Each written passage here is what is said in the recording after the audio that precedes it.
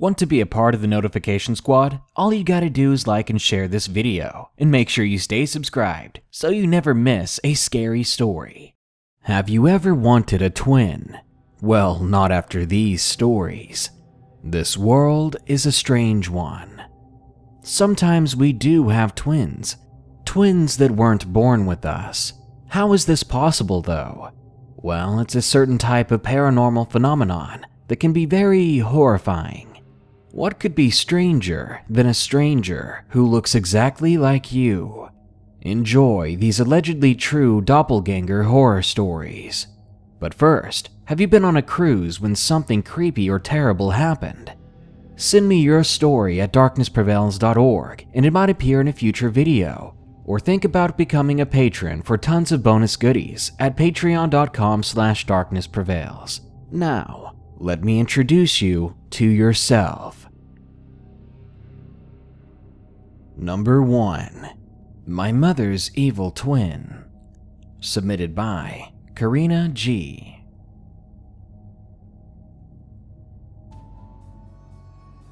This happened to me back in 2000. I was only 7 years old at the time. My family and I had just moved from New York to Florida, and we moved in with my stepdad's sister until we got our own place to live. My sister and I had our own bunk bed and shared the room with my step-cousin. Another thing is, ever since I could remember, I always woke up early. On my own without the help of an alarm, I would usually wake up from 6 to 7 a.m. Meanwhile, the rest of the family would be asleep. On a weekend, they'd be up around 10 a.m. Since we were living in someone else's house, I'm not really comfortable to do anything until everyone else is awake. That means I'd have to wait in bed, doing absolutely nothing for a couple of hours, because no one else woke up as early as I did. Also, our bunk bed is along the same side by the door. In the position that I slept, the door was right by my head. This one morning during the summer, I woke up. It must have been 6 a.m. because the room was still dark. Not entirely though, because that room had many windows. I slept on the top bunk, so I was staring at the ceiling, thinking of nothing in particular, when I had this weird, eerie feeling. It was this urge to look around the room, though I was still lying down. I raised up and looked at the door, which is always closed shut while we slept. Now it was only a couple of inches open, and there in the crack of the door, I saw someone standing there.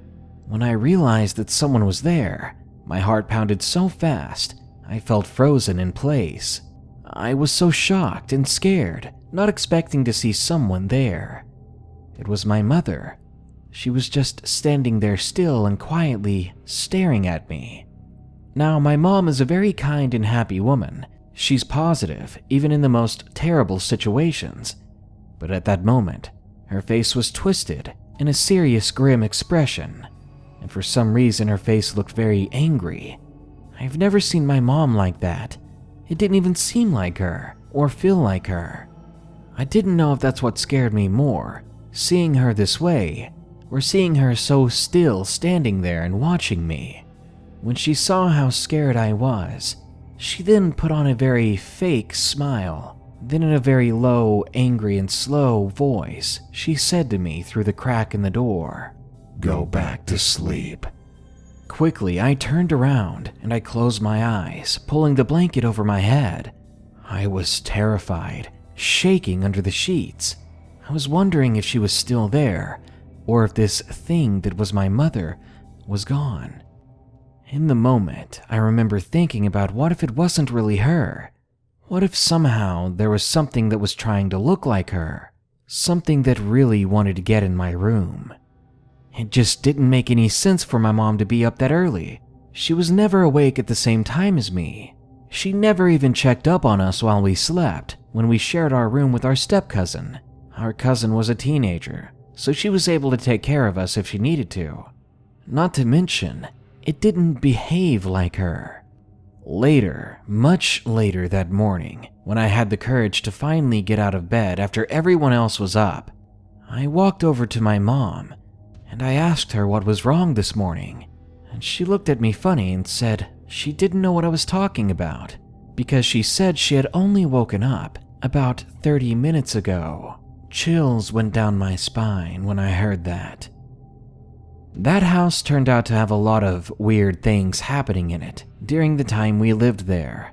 I'm not sure if this one was truly paranormal, but I've had a bad feeling during that experience, which still scares me to this day. I'm even 24 years old now, and I still get chills thinking about that morning. I don't know if it was my mother sleepwalking, or if it was something that looked like her. Either way, it scared the heck out of me. Number 2. Doppelganger in my house. Submitted by Amber. This happened to me less than a year ago now, but let me begin by setting the stage. I'm a 29-year-old single mother currently residing in Tennessee. Living with me are my now 7-year-old son, my elderly disabled mother, and at the time of this occurrence, my cousin was sleeping on our couch. Now, here's the fun thing about my family. We all very much believe in the paranormal. My mom was raised in the belief, therefore so were my cousin and I. It's like we were trained to deal with things that most people refuse to believe exist. Let's just say our favorite show is Supernatural. It's fun to see the lore we believe in come to life on screen. Now, my cousin and I did not actually meet until high school, and we didn't know we were related for a long time. He became friends with my older brother, and then became part of our family, and then we realized we have common blood. Small world, right? Anyway, we grew up separately, but our families both raised us in much the same way. We each grew up in a relatively stable home, and in our free time you could always find us reading about supernatural and paranormal happenings. But around us, in reality, stuff doesn't really happen. But you better believe if it did, we would be ready for it. Or so we thought. About a year ago, my cousin showed back up after having basically fallen off the face of the earth for several years. He was now working doing private security in my town, and our house was closer than his to his current posts, so he asked us if he could stay with us for a while, and of course we agreed. One night, when I was trying to sleep, I overheard a conversation between him and my mother coming from the other end of the house in the middle of the night. I could faintly hear what they were talking about, but because I didn't hear the start of the conversation, it didn't really make sense to me. I remember hearing my mother's voice ask a question that I couldn't understand from so far away, and I heard my cousin respond with a sentence that ended with, "At least this is plastic." I assumed from the tones of their voices that my mother had found an e-cigarette on my desk. I may be an adult, but I didn't want to deal with the confrontation bound to occur if she found that I was vaping, and that my cousin was sticking up for my right to do so. I was tired, and I didn't want to deal with anything at the moment, so I decided to deal with it the next day. My mother had been sick for a while, and she wasn't getting any better, so the next day she went to the ER by ambulance and was admitted to the hospital. She was gone the entire day, so I knew I wasn't going to get confronted by her for vaping, at least until she got back. I wanted to get it over with, honestly, but I also didn't want to bring it up myself, in case I had misunderstood what they were talking about. For all I knew, they were discussing something entirely different. So once she was gone, I asked my cousin, "Hey, the other night, what were you guys talking about?" He looked at me kind of funny, and he asked me what I was talking about. I told him I overheard the "at least this is plastic" part. Did she find my e-cigarette? At which point he told me that no such conversation had taken place. In fact, he didn't remember talking to her at all the night before. Okay, that's strange, but not overly so. After all, I was tired, or he just might not remember. Although I was sure of what I heard, I brushed it off, no biggie. However, that day I had my son raking the leaves in the yard. I didn't expect him to do a perfect job of it. After all, he was only 6 at the time, but he needed practice, and I needed the help since I had a bad back and raking is almost impossible for me anymore. While he was raking, he asked me for some tea, not cold, super sweet Lipton tea like most people down here tend to drink. No, in my family it's real hot tea. especially in the fall and winter. He was working hard, so I tell him, sure, just keep on raking and I'll get you some tea.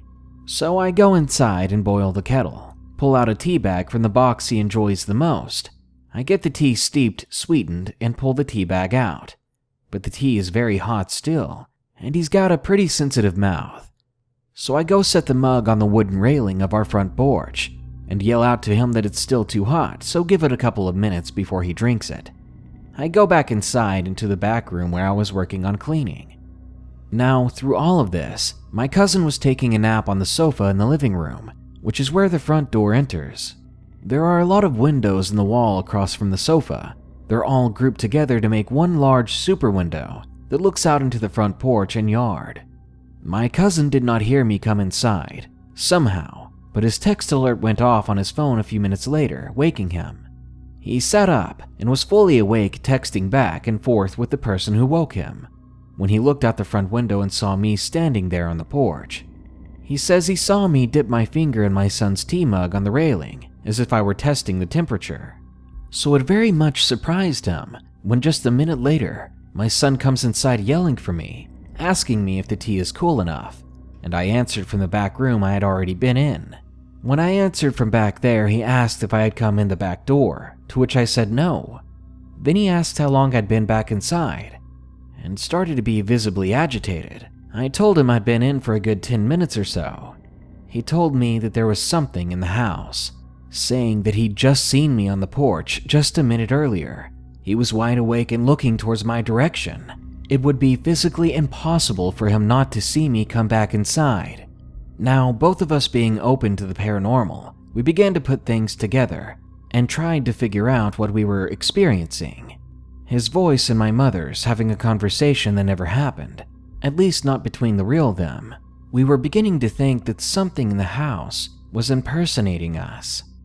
Now, being the paranormal maniac that I was, I actually own an EMF detector. I've tried to test it under controlled conditions, so I know that it's accurate enough for what I want to do with it. I bring it out and we walk through the house, looking for spikes in activity. We finally hit a spike where there were no electronics or wiring near enough to cause any interference. It was right in the middle of my mother's bedroom. What my family believes in order to banish things that possess your home is that you have to have faith. And by faith, I don't just mean religion. You have to have a strong will in what you say and believe. Basically, no matter what you believe, so long as you have force and understanding behind your words, then there is power to them. So, right there in my mother's bedroom, while she was at the hospital, I called out to this thing, saying you're going to leave right now, and you're going to stay gone, that this is my family, and it has no right to be bothering us. Usually with this kind of thing, you don't know if it worked or not until the activity calms down. But at that very instant, there was a draft in the room, as if one of the closed windows was actually opened. There was a chill in the air, and my cousin and I looked at each other in surprise.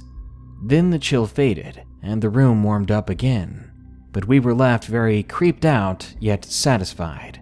Afterwards, I smudged the entire house with sage, including all the occupants and our pets, then asked for a blessing over our home. This is the first time I've ever dealt with what I thought was a doppelganger, but all in all, it was far from the worst thing I've ever run up against. I thought we managed to get it gone before it did any harm, so for the time being, I called it a win. Well, I would have still called it a win if my son didn't just recently ask me if he had a twin. He said he saw himself at school the other day, someone that looked like a mirror image of him. Number 3. The Me in the Mirror. Submitted by Daiya.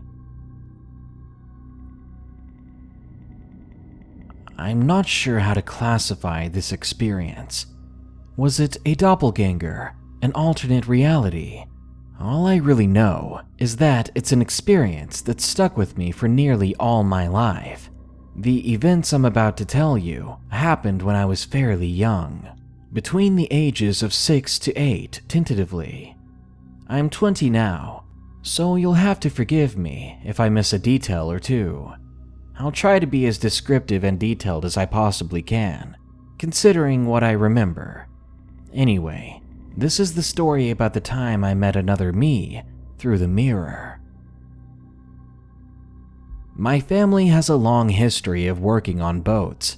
My mother was a wedding coordinator for a yacht company, and my stepfather was a captain for that very same company. My biological father, who I still see often and am on good terms with, was a DJ on a rival yacht company. These companies were known for hosting cruises around the harbor they rested in. They did other events like weddings, birthday parties, and things like that, but general cruises around the area for rich tourists and the like were the most popular. It was a very rich people sort of business, with a rich people sort of vibe. The boats were huge and well kept, and the fanciest things in the harbor altogether. It was kind of ridiculous and very overpriced, but hey, it was a business, so cheers to them, I guess. When I was in single digits, I often went with my biological father to work on the weekends. Well, the weekends he had with me. I wasn't old enough to stay home alone just yet, and honestly I didn't really mind going to work with him. Even when he worked late at night on cruises and parties, I had a lot of fun meeting new people. The chefs on the yachts liked me and would sneak me really delicious samples of food, and the bartenders gave me free Shirley Temples when I went up to them. Since it was just a boat and there was no way I could really get lost or disappear unless I fell off or something, which I never did because ocean safety was drilled into my head, my dad didn't mind if I walked off and away from him to go exploring on my own. On one such cruise he was DJing for, I had to use the bathroom at one point. So I got up from exploring a floor of the yacht and went to where I knew the restrooms were. These restrooms were tucked just a little ways away from the dance floor and the main floor of the yacht, just next to the bar. There was a small hall between the doors that led to the men's and women's facilities, with a mirror in the middle of it. I walked into the bathroom and stopped dead in my tracks. The mirror down the hall, it was completely gone. In its place was a slightly longer hallway that stretched further than the original one normally did, and now there was a little girl standing there. She looked exactly like me, except somehow her hair was a lighter shade of brown than my own, and she was not missing her front tooth like I was. It had fallen out recently, but when she smiled, all her teeth were there. She was even wearing the same dress I was and the same shoes. I can't remember what they looked like, but I know they were the same thing because I looked down at myself and checked. I smiled back at her, my mind simply happy for seeing another child on board a ship where I thought there was no one. When I opened my mouth to say hi, she did too. We spoke the greeting in unison, and then laughed in unison. We're wearing the same clothes, we spoke in unison again, pointing at each other's outfits. And again we laughed, surprised that we were speaking the same thoughts at the same time repeatedly. I moved my body back and forth, and so did she. Her hand fell to the side before mine did. However, she then lifted her other one to offer it to me. "What's your name?" we spoke again together. I walked forward to answer her and take her hand, as we were just meeting for the first time.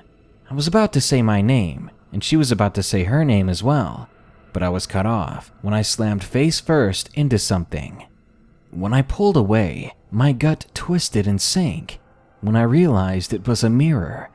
I'd been talking to a mirror, and the person I was looking at now was myself.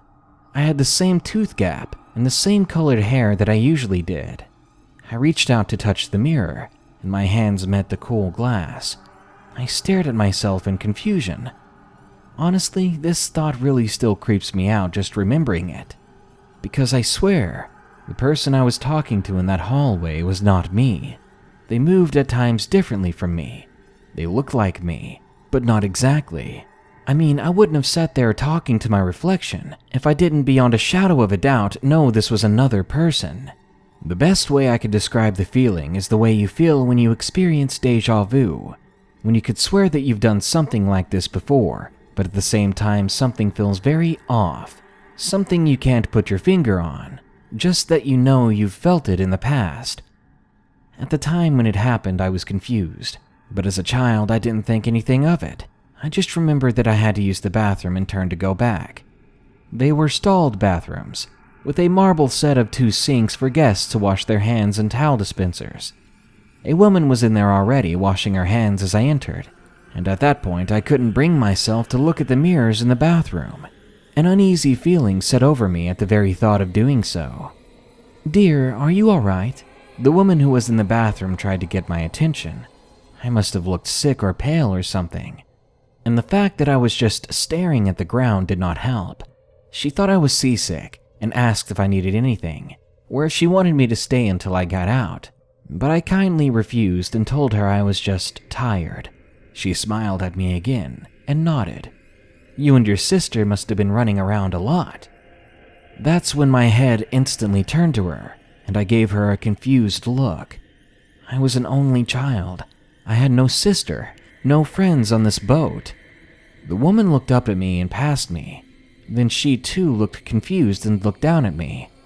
"Were you here for a long time?" she asked, and I told her that I'd just entered the bathroom. "But," she protested, "I could have sworn that I saw someone just like you when I was looking in the mirror." To this day, I don't have much of an explanation for what I or the woman saw. Did I meet a clone of myself from another dimension? Was I so tired that night that I was just a weird kid talking to myself in the mirror and not realizing it was a mirror? I honestly don't remember, but the fact was that someone who was me but not quite me was there in that boat and near the bathroom, and I wasn't alone in what I saw. To this day, I'm honestly a little paranoid about full-body mirrors. I'm always quite nervous that when I stare into them, something like that might happen again, that I'll see another me, and she'll be smiling with a smile just a little different from my own, moving in a way just a little different from how I do. Do you think the us from other dimensions wonder and fear the same thing? I'd like to think they do. It's far more comfortable thinking that they're scared of us like we are of them, as opposed to the thought of them wanting to somehow break through the dimension of mirrors and into our lives, so that they can be everything we are, and then some. Number 4. I couldn't believe my eyes. Submitted by Luiza.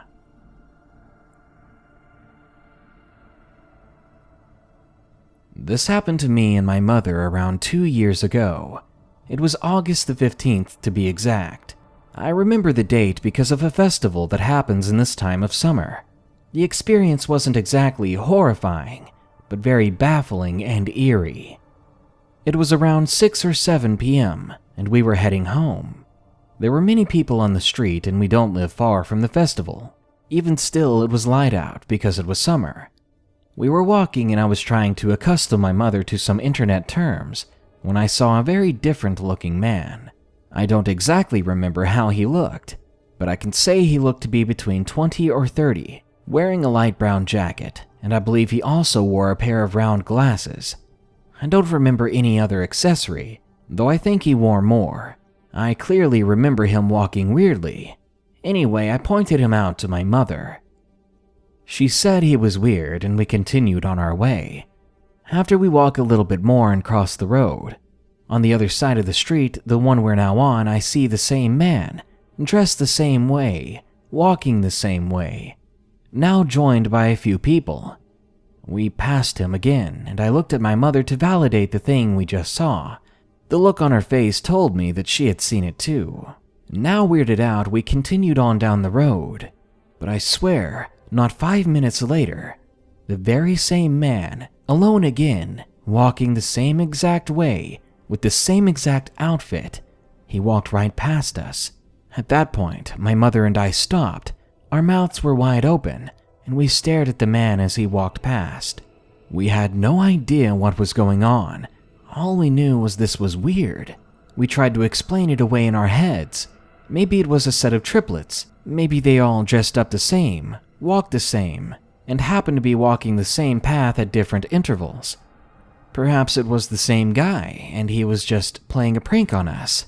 But the fact that someone would do it like that is creepy in and of itself. And if it was one person, we would have seen him come back and circle around. To this day, my mother and I are unsure of what we saw.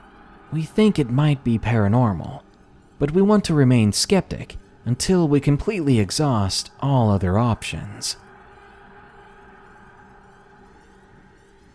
And number 5, My Doppelganger, submitted by THEBIRDLADY. I'm 34 years old, living in East Tennessee. I've always had no choice but to believe in the paranormal. I grew up rather quickly, as I had to take care of a disabled sister, and my parents were always busy. We were a Christian family, and I've had my own opinions on it that differ from my other family members. Now to this experience. Last summer, my mother was put in ICU. It was very traumatizing for me. She was my best friend, and I was scared. When the ER physician offered to pray for my mother, I was even more terrified. The prayers didn't seem to help. I went up to the ICU floor, saw how serious the situation really was, then I retired to the ICU restroom. I then hit my knees, begging anyone or anything out there to please help my mother. I even bargained to whatever would listen. I made a deal that whoever would help, I would sacrifice myself to save my mother. Then, all at once, an overwhelming feeling of knowing that she would recover washed over me. Keep in mind that the situation was very dire. It didn't look good. I studied medicine and I knew how bleak the situation really was. I then walked back into the ICU and I told my mom, "You'll get better, Mama. Trust me." She did. We hoped for the best, and by some miracle, my mother was discharged in 5 days. I couldn't have been happier. A few weeks later, strange and terrible things began to happen, specifically in my room. Every night it got so cold, without exaggeration, I could see my breath in front of me, and I felt like I wasn't alone in there. I felt eyes on me, and I could have swore at one point I felt a hand grasp my shoulder. Then my family began to see a shadowy form walking through the halls at night as well. Both my mother and nephew both saw this thing going through the house, and they would always see it going back into my room. When they would tell me what they saw, I told them not to be afraid, but deep down I was only saying it so that they wouldn't be afraid themselves, but it made me very, very worried. Then early one morning, I saw it myself. He was standing at the doorway of my room when I woke up. It was the dark outline of a man with no distinguishable features, no glowing eyes as I've heard others say, and no long scary fingers either. Just a dark figure. Fast forward about a week later, I was outside smoking a cigarette and my mother went into my room. At the same time that I was smoking, she sat on my bed and waited for me. Then she apparently saw me. She says I looked startled, and she asked me if I was okay, to which I replied in a very monotone, emotionless way. "Yes, Mother, I'm fine." She let it go and walked out of the room. She went to the kitchen to get some lunch, when she saw me outside on the back deck smoking a cigarette. She was horrified. She asked me how I managed to get outside so fast, because she had just seen me in my room and even talked to me. I would have had to have passed her in the hallway to get there. I looked at her funny, telling her that I was never in my room, that we couldn't have been talking, because I've been outside for about 10 minutes now. My mother's no liar. She has no reason to be, and she's a very determined Christian. She has never had any mental problems in her history. My sister also heard me talking to my mom in my room, and was terrified when she saw me walking back in from outside, so my mother wasn't alone in this experience. I've done a little research, and I came across what is called a doppelganger. It's a spirit that comes to do harm to the person that they mimic. I believe that doppelganger was there to have stolen me away from my family, who needed me more than ever. The very same night after my mom saw that thing in my room that looked like me, I was kept awake by what I can only describe as a wolf growling from inside my closet. We have no dogs or pets, and the sound was very much coming from my closet door. I don't exactly know what it was, but I do believe something wanted to take me, and I'm very lucky to still be here to this day. I've had other paranormal experiences, but this is the one where I felt my life was in the most danger.